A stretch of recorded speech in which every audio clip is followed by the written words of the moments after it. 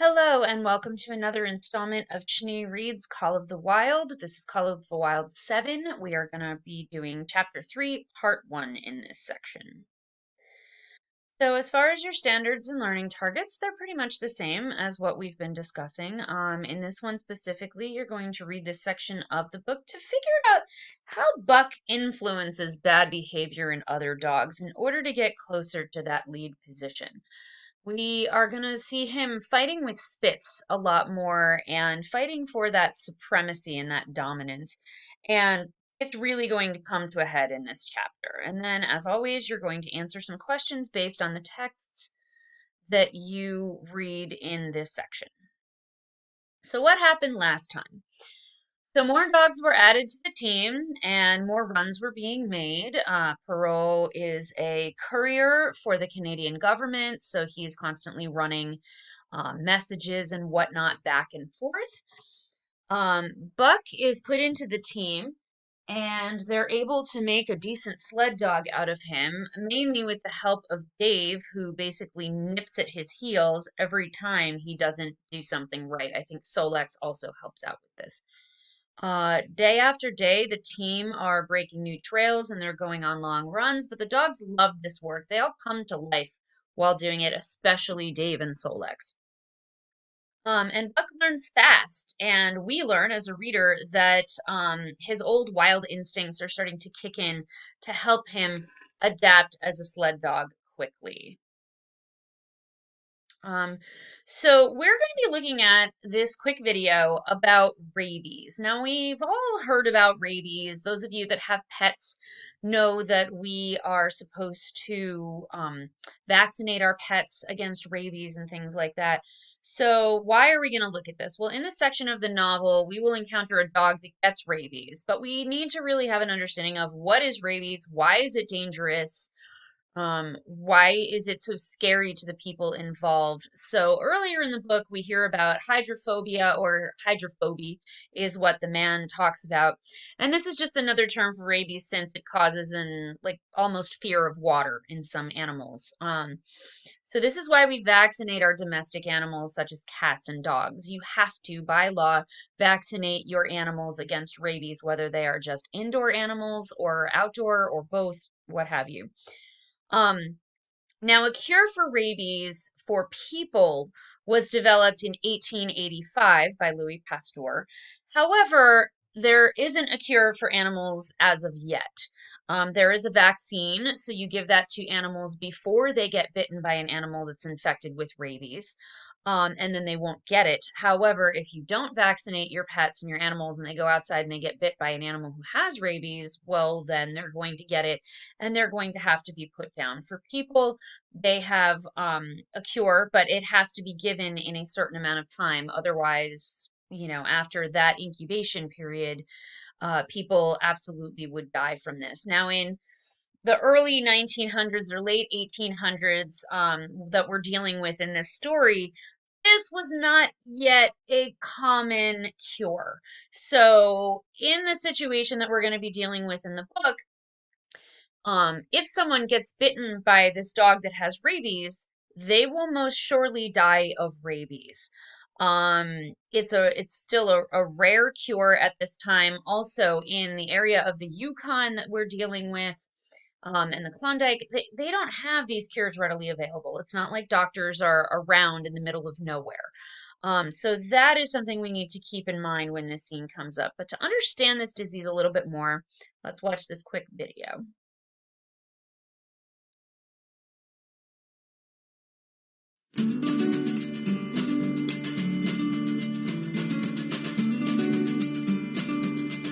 To begin, what is rabies? Rabies is a vaccine-preventable viral disease that can infect domestic and wild animals. This can be spread to humans. It attacks central nervous system and eventually makes its way to the brain. Without proper care, it can be extremely lethal. The most common wild animal carriers of rabies are raccoons, skunks, bats, foxes, and coyotes. Domestic mammals such as cats and dogs can also get rabies. Rabies is present on all continents except Antarctica. Over 95% of human deaths occur in continents Asia and Africa. Since the 1900s, the number of deaths from rabies in North America has fallen from 100 or more each year to just 1 or 2 cases. Much of the decline dates from the 1940s, when vaccinations and animal control programs were set up. In the early 1940s, there were about 40 cases each year, and within the past decade, a mere 23 cases of human rabies has been reported. So, the real question is, how do I get the rabies virus? Humans can pick up the rabies virus when they are bitten by an animal that is infected with rabies. To be infectious with rabies, the virus must be present in the saliva of the animal. But how can the virus make it to the saliva? When an animal is bitten, the rabies virus attaches to the nerve cell around the area of the bite. The virus is then able to use these cells to travel to the central nervous system, which is the spine in the brain. Once reaching the central nervous system, the virus replicates and migrates to other tissues and organs, including the salivary gland. When the virus reaches the saliva, a bite is able to transmit the virus to another animal. The good thing is that you won't always get rabies when an animal bites you, because not all animals carry the rabies virus. Also, if an animal with rabies does bite you, there's still a chance that you won't get infected because there's a 15% transmission rate. However, make sure you see your doctor. Other things to consider is that the development of rabies is influenced by the concentration of the virus in the saliva of the infected animal, the number of bites, and the distance of the bite from the head. Increased concentrations of the virus seen in later stages of the disease and more bites causes more virus to enter the human, increasing the probability of developing rabies. Having a bite closer to the head also increases the probability, as the virus doesn't have to move as far to get to the brain. Anyone exposed to unvaccinated animals are at a greater risk for contracting rabies. People at greater risk include international travelers with occupational risks such as veterinarians and wildlife professionals, animal control officers, and children because they often play with animals, might not report the bites, and are more likely to get bitten above the head and neck. So how do you know if you have rabies? In humans, there are 5 disease stages of the rabies virus. There's incubation, which is the period between the exposure to an infection and the appearance of the first symptoms. Then there's prodrome, which is essentially when the early symptoms begin to show. Then there's acute neurologic period, which is the height of the symptoms. Then there's coma and death, or rarely recovery. The average incubation period is 30 to 60 days, but it may range from less than 10 days to several years. Gradually, however, the affected individual becomes extremely ill, developing a variety of symptoms including high fever, confusion, agitation, and eventually seizures and coma. Typically, people with rabies develop irregular contractions and spasms of the breathing muscles in response to various stimuli. Eventually, the various organs of the body are affected. However, if you have been bitten by an animal and you are worried you may have the virus, don't fret just yet. There is available treatment. After speaking to a doctor, a person suspected to have contracted rabies will immediately undergo treatment of the wound as well as vaccine therapy. First, a fast-acting shot, rabies immune globulin, is administered, which prevents the virus from infecting you. A series of rabies vaccines are then administered to help your body learn to identify and fight the rabies virus. Rabies vaccines are given as injections in your arm, and you receive 4 injections over 14 days. If possible, the animal involved will be quarantined and observed for a period of 10 days. If the animal remains healthy after this time, it did not carry the rabies virus and treatment can be discontinued. Thanks for watching! For more videos, check out the Demystifying Medicine YouTube channel. So as you saw in that video, there is hope for people who get bitten by an animal that might have rabies.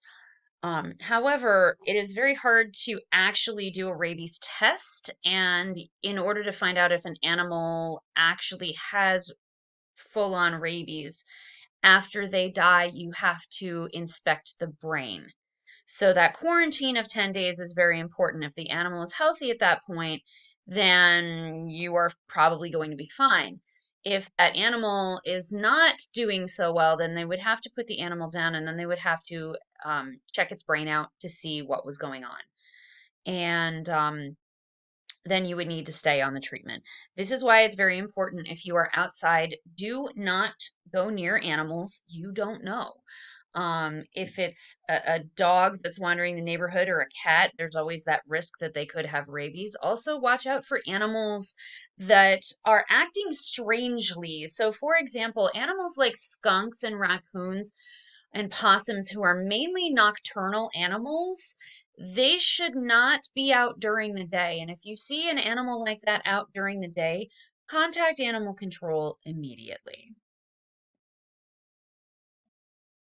So now that you have watched this video, you're going to continue on reading through Chapter 3, Part 1, and then after that, you're going to answer your questions in your Schoology quiz. Now we're going to continue on with our reading portion of this video. Chapter 3, The Dominant Primordial Beast, Part 1. The dominant primordial beast was strong in buck, and under the fierce conditions of trail life it grew and grew. Yet it was a secret growth. His newborn cunning gave him poise and control. He was too busy adjusting himself to the new life to feel at ease. And not only did he not pick fights, but he avoided them whenever possible. A certain deliberateness characterized his attitude.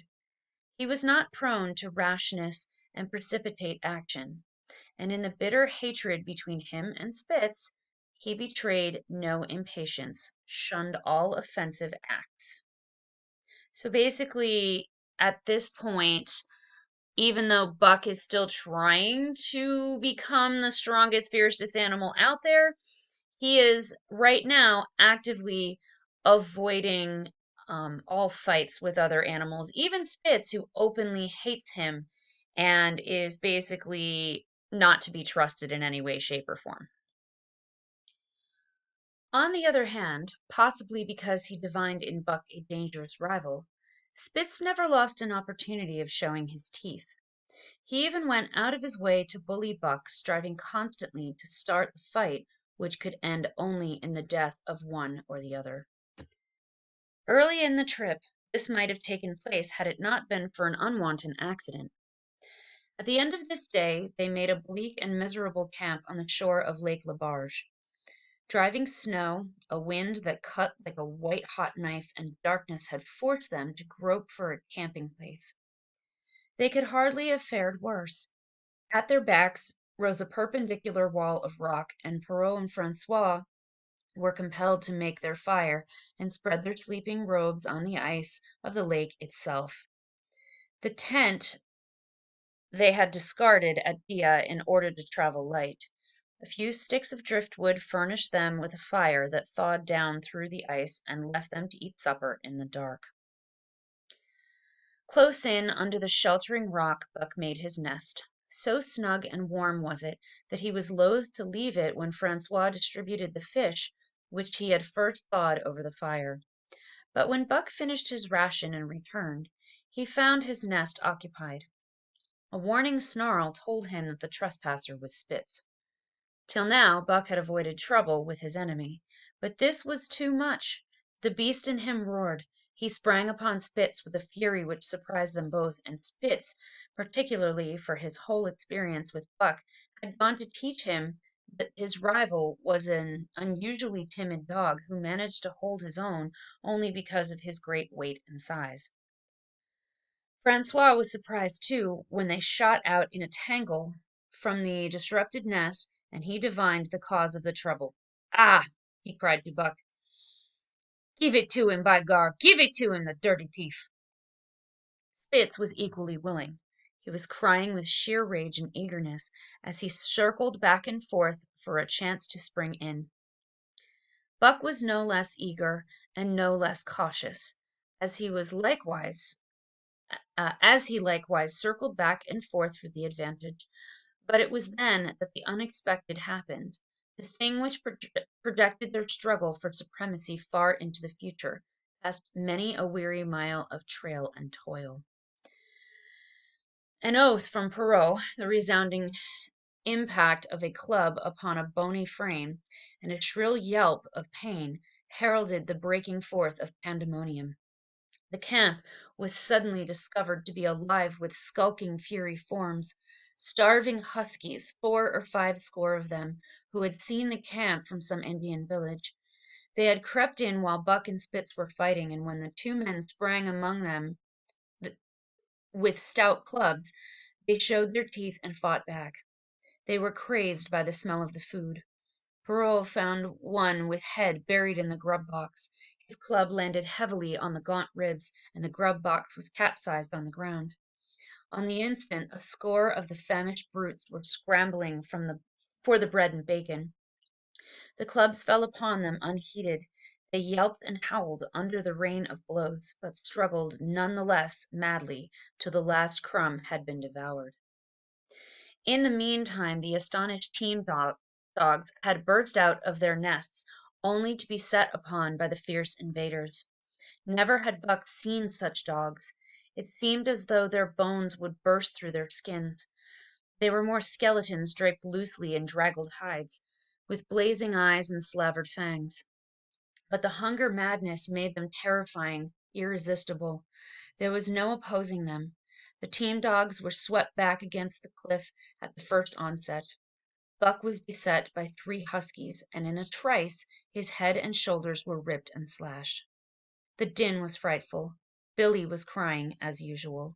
Dave and Sol-leks, dripping blood from a score of wounds, were fighting bravely side by side. Joe was snapping like a demon. Once his teeth closed on the foreleg of a husky, and he crunched down through the bone. Pike, the malingerer, leapt upon the crippled animal, breaking its neck with a quick flash of teeth and jerk. Buck got a frothing adversary by the throat, and was sprayed with blood when his teeth sank through the jugular. The warm taste of it in his mouth goaded him to great fierceness. He flung himself upon another, and at the same time felt teeth sink into his own throat. It was Spitz, treacherously attacking from the side. So at this point, Spitz is so ruthless that he attacks Buck while Buck is fighting with another dog. So for Spitz, there's no sense of pack loyalty to defend themselves against these huskies. All the dogs are fighting for each other, fighting for their owners, and fighting just to stay alive.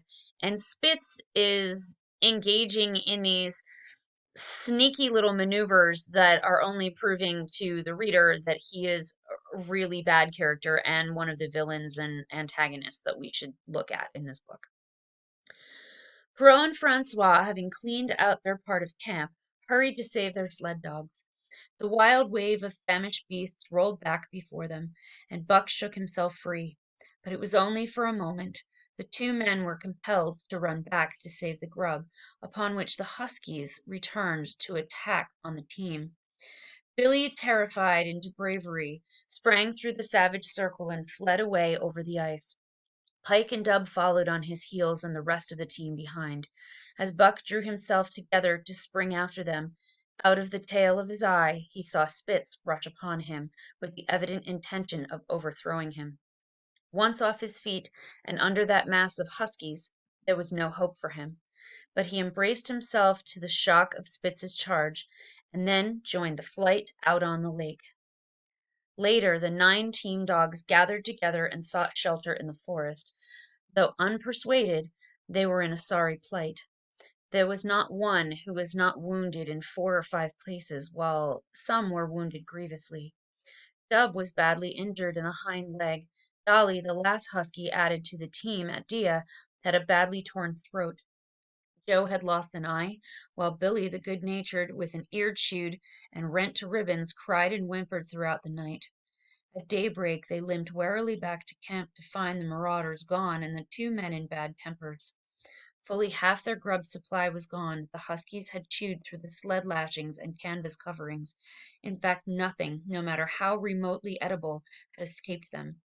They had eaten a pair of Perrault's moose hide moccasins, chunks out of the leather traces, and even 2 feet of lash from the end of Francois's whip. He broke from a mournful contemplation of it to look over his wounded dogs. So these wild dogs were so desperate for food that they even ate the leather that they could find. Because keep in mind, leather is animal hide. It's put through a process and tanned, so it's, made waterproof and durable and things like that. But in the end, they're eating through moccasins, through shoes, through the whip, through the harnesses, and all of these things are made out of leather. "Ay, my friends," he said softly, "maybe it make you mad dog, those many bites. Maybe all mad dog. Sacre dame. What do you think, eh, Perrault?" So when he says mad dog, he means maybe they'll all get rabies. The courier shook his head dubiously. With 400 miles of trail between him and Dawson, he could ill afford to have madness break out among his dogs. 2 hours of cursing and exertion got the harnesses into shape, and the wound-stiffened team was under way, struggling painfully over the hardest part of the trail they had yet encountered, and for that matter the hardest between them and Dawson. The 30-mile river was wide open. Its wild water defied the frost, and it was in the eddies only and in the quiet places that the ice held at all. So, rivers typically, if they're moving quickly, don't tend to freeze solid. So, that's kind of what they're dealing with at this point is they're constantly looking for solid ice. And they're only going to find it on the quieter, more still places. And because of this, Perrault is going to keep falling through the ice, getting wet, having to stop, thaw himself out so he doesn't get hypothermia or frostbite. So this is going to make their journey even more difficult.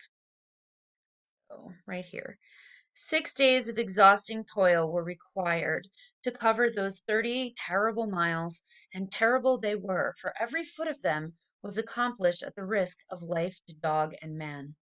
A dozen times Perrault, nosing the way, broke through the ice bridges, being saved by the long pole he carried, which he so held that it fell each time across the hole made by his body. But a cold snap was on the thermometer registering 50 below zero, and each time he broke through he was compelled for very life to build a fire and dry his garments.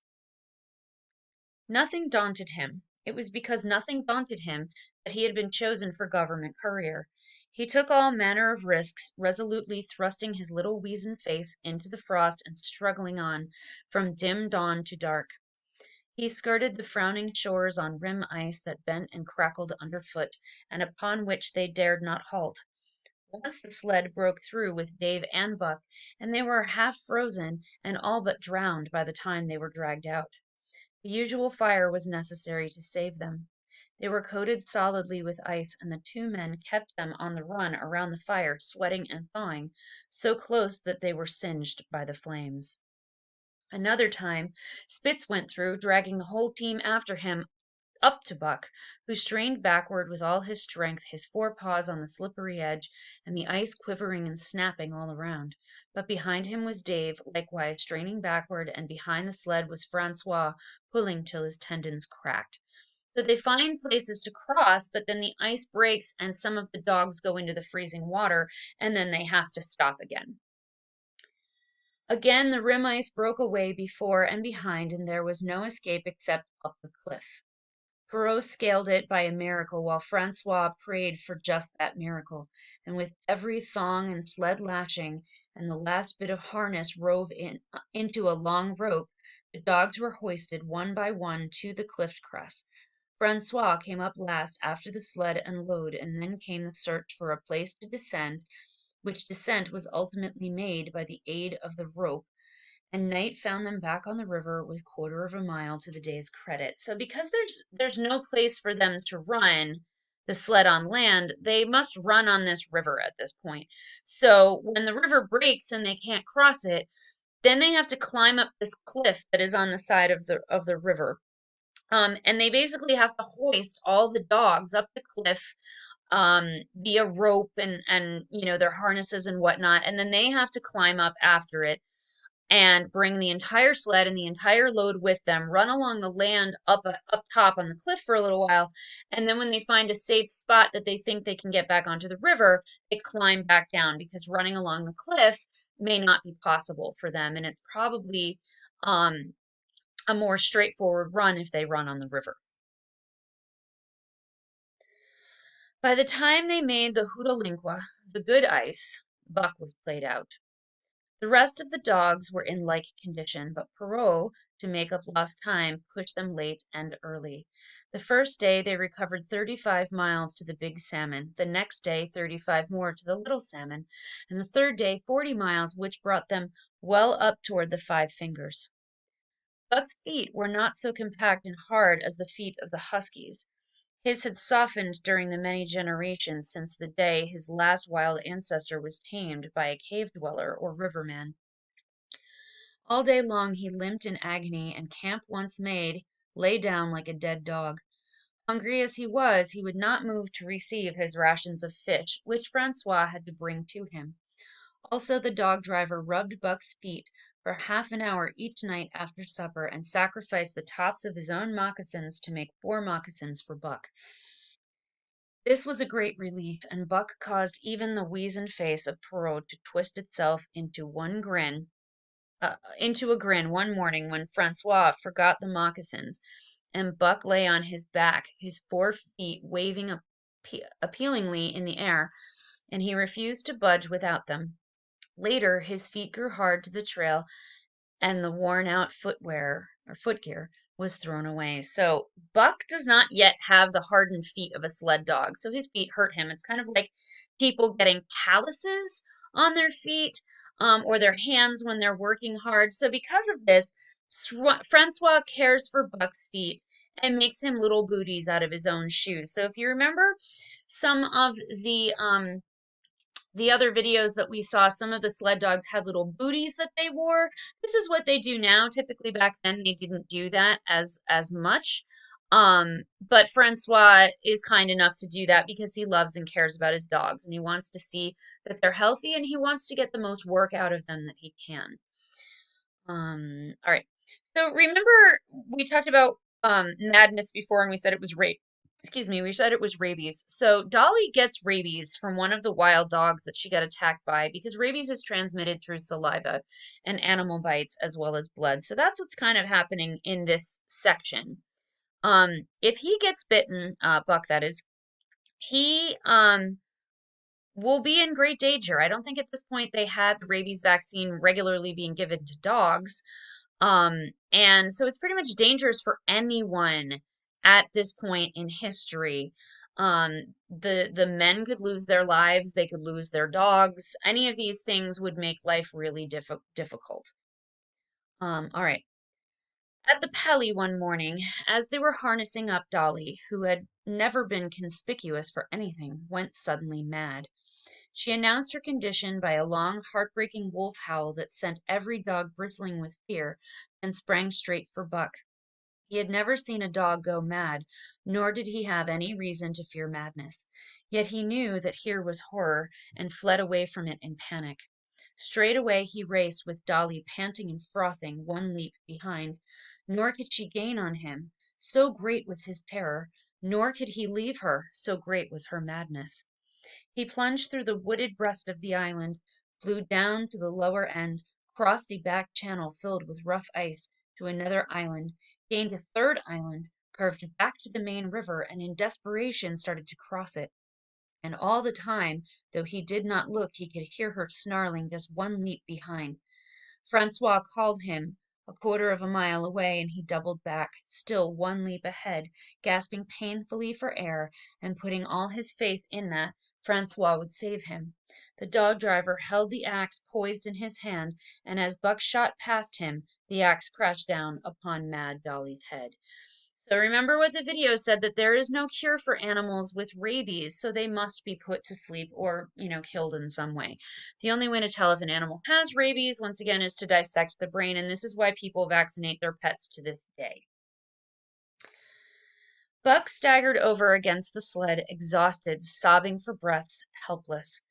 This was Spitz's opportunity. He sprang upon Buck, and twice his teeth sank into his unresisting foe, and ripped and tore the flesh to the bone. Then Francois's lash descended, and Buck had the satisfaction of watching Spitz receive the worst whipping as yet administered to any of the teams. "One devil, dat Spitz," remarked Perrault. "Some day him kill dat Buck." "Dat Buck two devils," was Francois's rejoinder. "All the time I watch dat Buck I know for sure. Listen, some day, some fine day, him get mad like hell, and then him chew that Spitz all up and spit him out on the snow. Sure I know." From then on in it was war between them.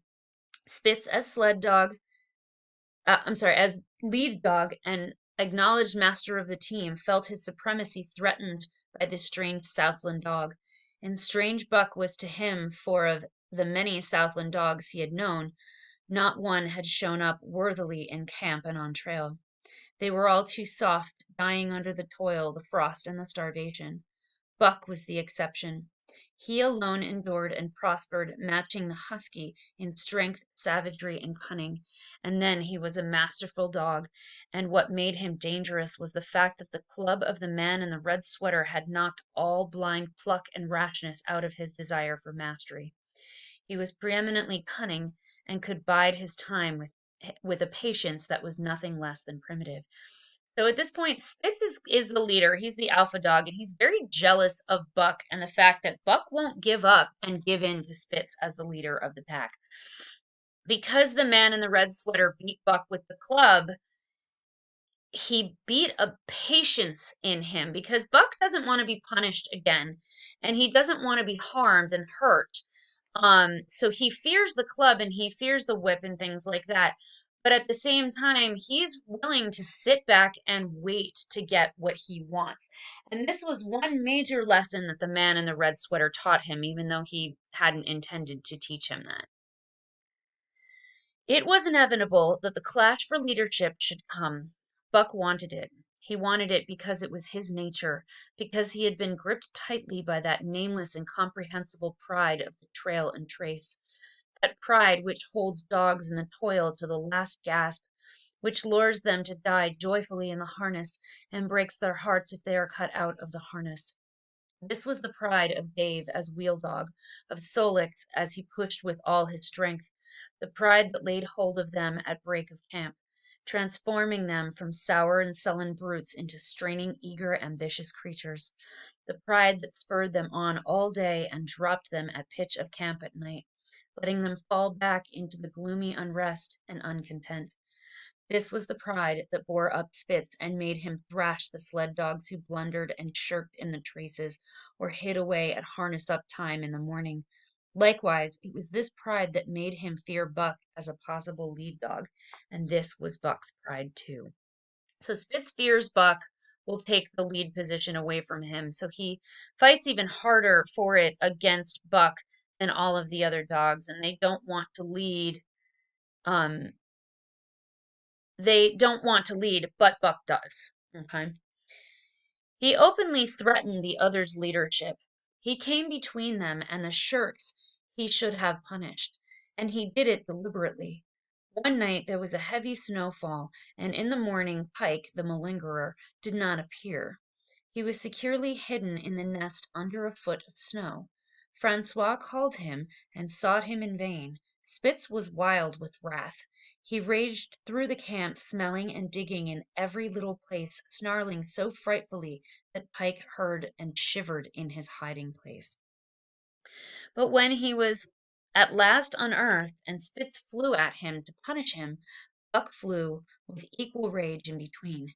So unexpected was it, and so shrewdly managed, that Spitz was hurled backward and off his feet.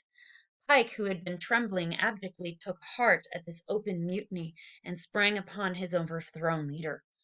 Buck, to whom fair play was a forgotten code, likewise sprang upon Spitz. But Francois, chuckling at the incident while unswerving in the administration of justice, brought his lash down upon Buck with all his might. This failed to drive Buck from his prostrate rival, and the butt of the whip was brought into play. Half stunned by the blow, Buck was knocked backward and the lash laid upon him again and again, while Spitz soundly punished the many times offending Pike. So Pike is a malingerer, meaning he's lazy. He doesn't want to come out of his hiding place. And then Spitz, who is the natural leader, would have normally punished him and whipped Pike into shape. Buck stops him. And in this case, it gives Pike the opportunity to attack Spitz, his leader. And then Buck also attacks Spitz. And because of this, Francois punishes Buck while Spitz is then punishing Pike. So Buck basically steps in, gets whipped a couple of times, and then when that doesn't work, he gets hit with the hard end. So it's almost like being hit with a club again. And Pike ends up getting the punishment that he deserved in the first place. So because Buck is stepping in, he's creating mutiny. He's basically having the team start to defy the leader, and this is going to cause major problems amongst the team.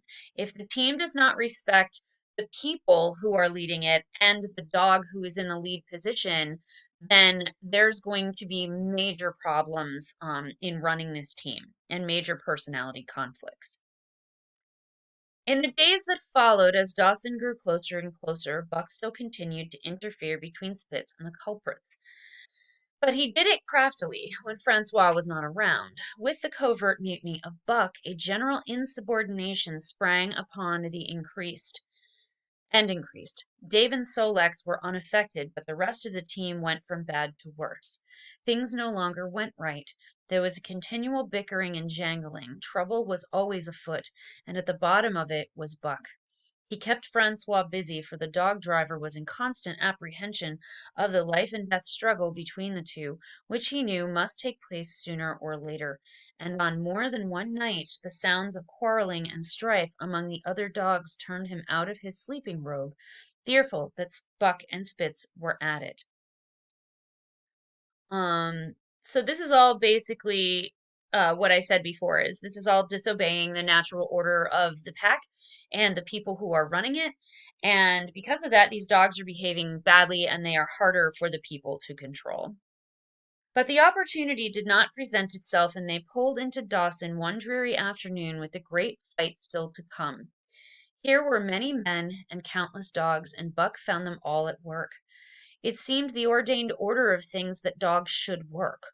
All day they swung up and down the main street in long teams, and in the night their jingle bells still went by. They hauled cabin logs and firewood, freighted up to the mines, and did all manner of work that horses did in the Santa Clara Valley. Here and there Buck met Southland dogs, but in the main they were the wild wolf husky breed. Every night, regularly at 9, at 12, at 3, they lifted a nocturnal song, a weird and eerie chant, in which it was Buck's delight to join. So these dogs, who are more like wolves, even though they're kind of a husky mix, they all begin to howl. And this is that howling of wolves that you've seen so many times in videos and in movies and things like that. With the aurora borealis flaming coldly overhead, or the stars leaping in the frost dance, and the land numb and frozen under its pall of snow, this song of the huskies might have been the defiance of life, only it was pitched in minor key, with long drawn wailings and half sobs, and was more the pleading of life, the articulate travail of existence. It was an old song, old as the breed itself, one of the first songs of the younger world in a day when songs were sad. It was invested with the woe of unnumbered generations, this plaint by which Buck was so strangely stirred.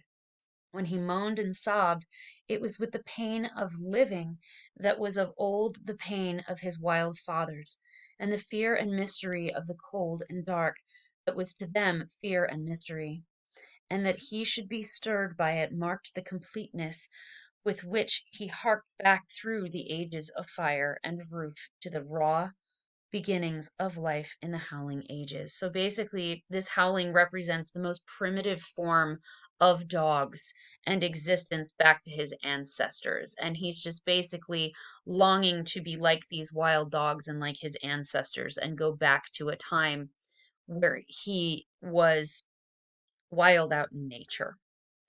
All right, so that being said, now you're going to move on to your Schoology quiz. For your short answers, I've been noticing that some people have not been really putting a lot of effort into them, so I'm going to be very specific here. I want you to use the race format and use at least 2 quotes from the text to answer this question. Don't even think of submitting it unless you have done this. So, how did the other dogs revolt against Spit's leadership, and what role did Buck play in all of this? So, any of these quotes that are going to tell me how they start rebelling against Spitz or what it's doing to the team, any of that information I will take. So now you're going to stop your video and move on to your Schoology work, and I will see you on the next video.